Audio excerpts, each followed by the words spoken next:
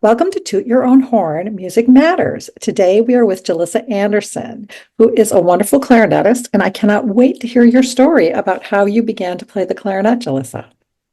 Well, I'm excited to be here, Lisa. Thanks for having me. Oh, for sure. So happy you're here. Want me just to go share my story? Tell us your Yeah. story. How did you start? Well, I think a lot of clarinet players start pretty early, like sixth grade, usually early middle school. Where I grew up in Wisconsin, we lived in a huge music scene. Band was all the rage. There was orchestra, but most of the emphasis was on band. And I knew I wanted to play clarinet in our family once you got to about fifth grade, what is that, 10, 11 age. We had this habit of parents would take you to the music store and you would pick out your instrument. And so it was kind of a big milestone of like, oh, I'm almost at the age where I could go pick out my instrument. I had this idea in my head. I wanted to play clarinet.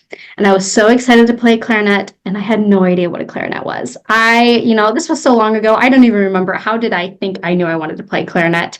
In fact, there was one day at church, there was someone playing clarinet on stage. And I'm like, Mom, that's the instrument I want to play. And she's like, no, honey, that's an oboe. But I still wanted to play clarinet. And so we went to the music store at the beginning of fifth grade, and I said I wanted to play clarinet. And the music repair guy there was like, okay, here's all the clarinets that we can try. So he got the reed on and he turned the instrument around and he showed me how to put the mouthpiece in my mouth. He said, okay, let's see if you're a good fit for clarinet. And so he showed me how to blow on the clarinet, and I got a sound out right away. And I remember, because as a teacher now, a lot of students squeak for the first time. And I got a beautiful, glorious clarinet sound out, and he's moving his fingers, and I'm like, oh, I can play the clarinet. And so I was sold, right? And so we walked out of the store with a student wood Yamaha clarinet, and that's the clarinet I played on for years until I knew like teaching in a music degree and all of that was the direction I wanted to go. So that's how I learned to like start playing the clarinet.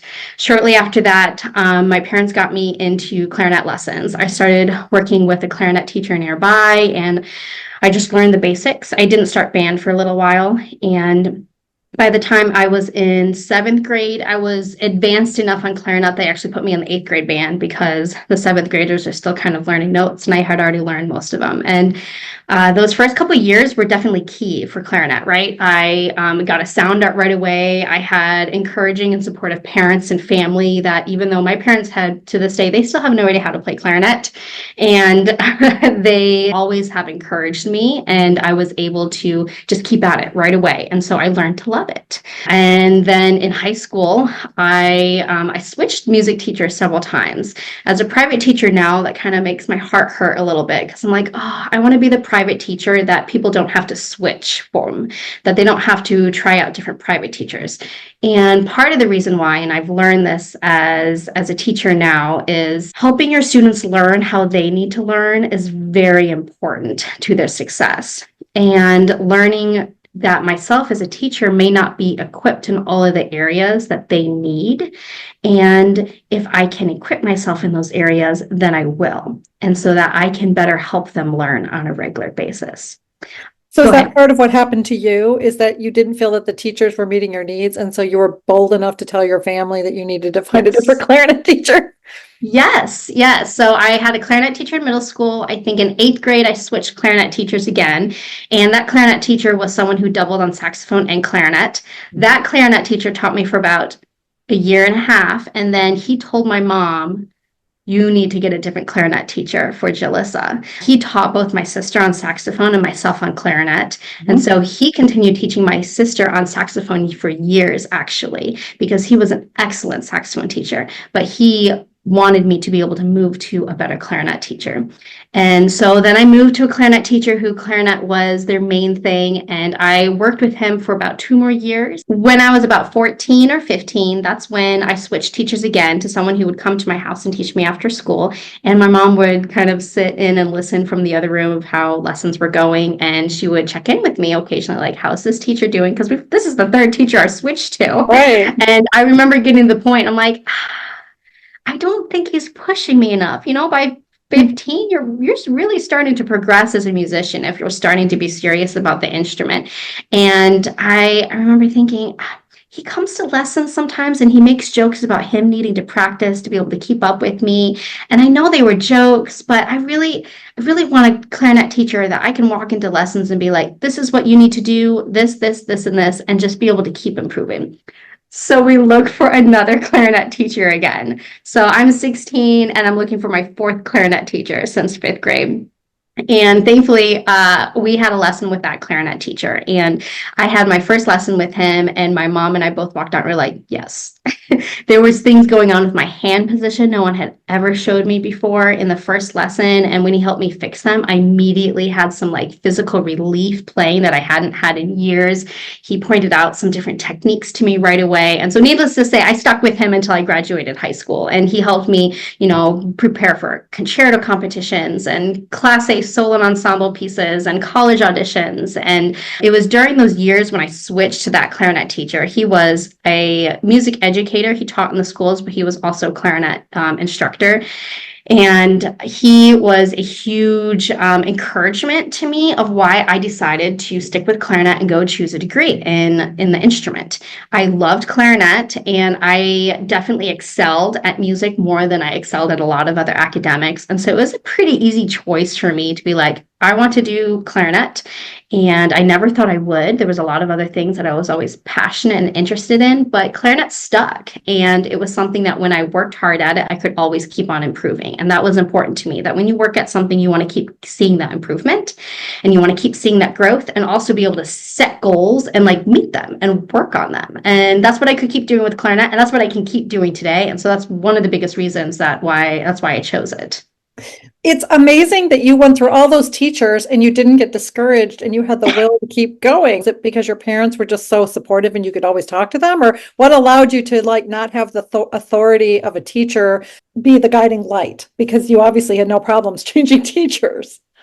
It was partially my family dynamic for sure. Music was a big part of our family. And while not all of us chose music to be a key factor in our future, 3 out of 5 kids in my family have music degrees. And 2 of us actually have our master's degree in performance. And another one has their education degree in music education and saxophone. And so obviously music is a big part of our family. And that is interesting because neither one of my parents got a degree in music. It just was something that was big to our culture of music grows you, music grows your character. It builds a lot of really wonderful, positive character qualities and traits in you that other things don't.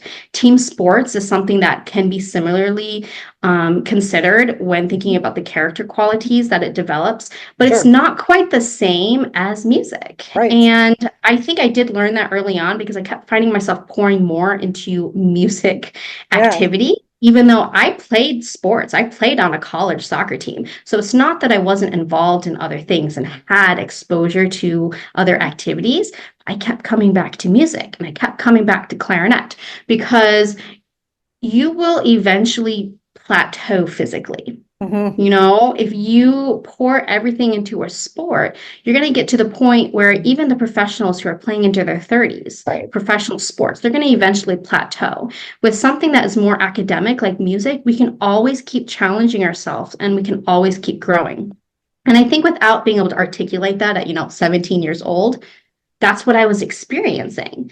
And even with high school sports and math classes that I didn't enjoy and things like that, you could see that you would start to plateau in certain areas. But with music, as long as you were putting effort in, you never did. Where do you think that desire to keep growing comes from? Definitely think it comes from my family.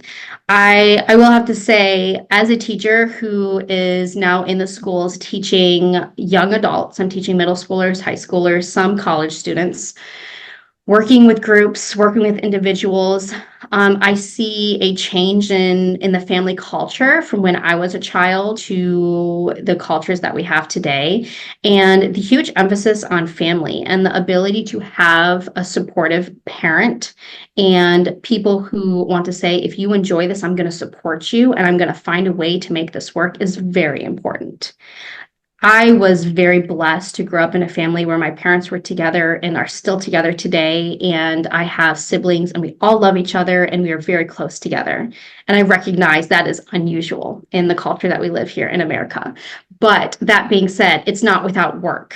It's not without hard work. And so when you have a family dynamic that is working hard for those things, that means you're going to set an example of character and hardworking in all the other areas. My family lived below the poverty line my whole entire upbringing. We were homeschooled and we took classes at the public school, and every single thing that we had the opportunity to do was not without sacrifice. If I needed a new instrument or we took private lessons, it came out of the few private lessons that my mom would teach on piano. And she would only teach just so that her kids could take private lessons. She sacrificed buying a baby grand piano for our living room for years and years and years and years that she was saving up for, just so that she could put us through private instrument lessons. And she did that with everything. My dad would sacrifice in all the ways that he could by taking extra jobs and teaching on the side with his main career so that he could provide the things that he could to the family so that we could do sports, so that we could go on the music field trip. My parents spent time applying for scholarships for us so that we could do honors band. I only ever was able to do honors band by being able to get scholarships for WSMA in Wisconsin and by going to the different music camps similarly because of scholarships. I only was able to get a music degree because of scholarships. And it was hard work. I worked my whole entire way through college. I was always working 20 plus hours a week at a bare minimum all the way through college. Wow. I was working at the age of 14, working jobs. I paid for my own R13 when I was 16 years old.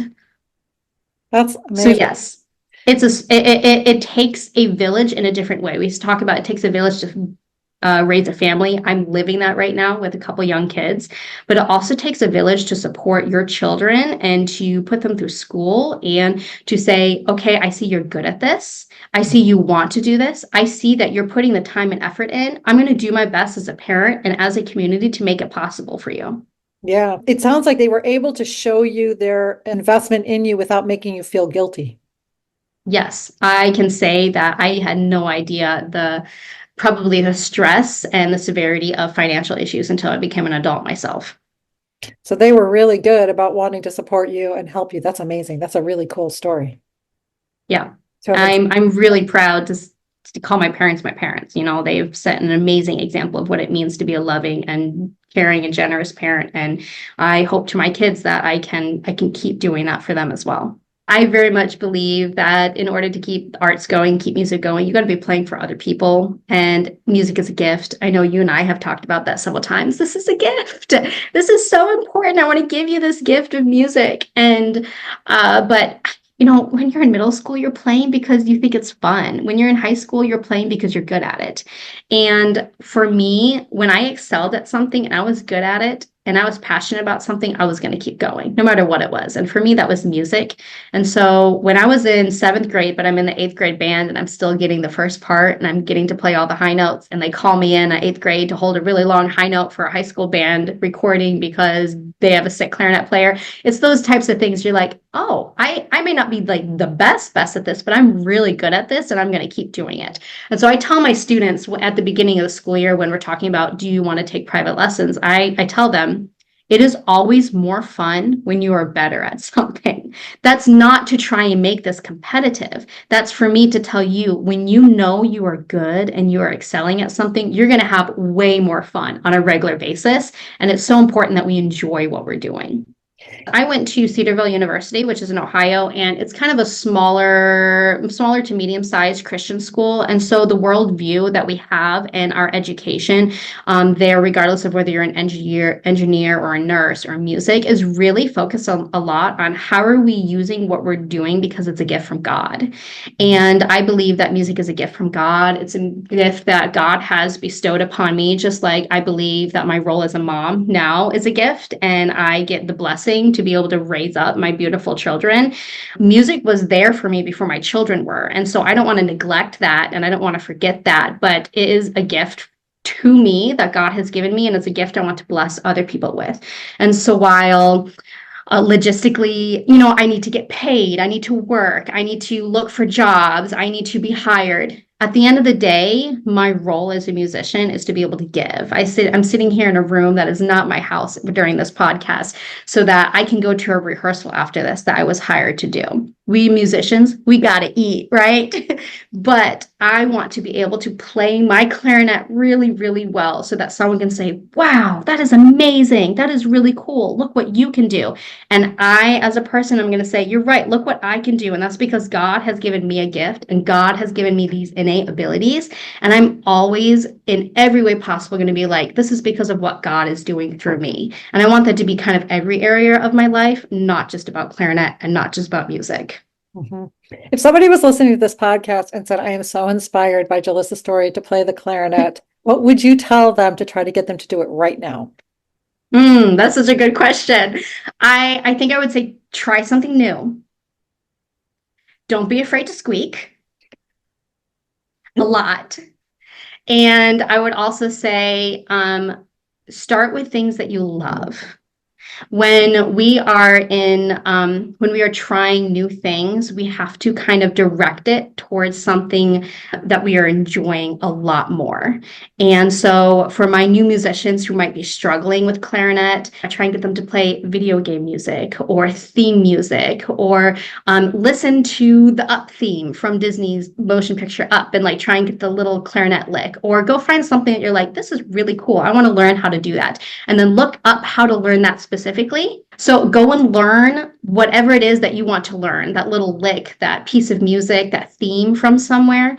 And then after you get that and you're like, wow, this was really cool and I can play this, go back and learn the technique. Go learn that you actually needed to tongue that note, or go learn that you were actually playing 16th notes, even though you had no idea you were playing 16th notes.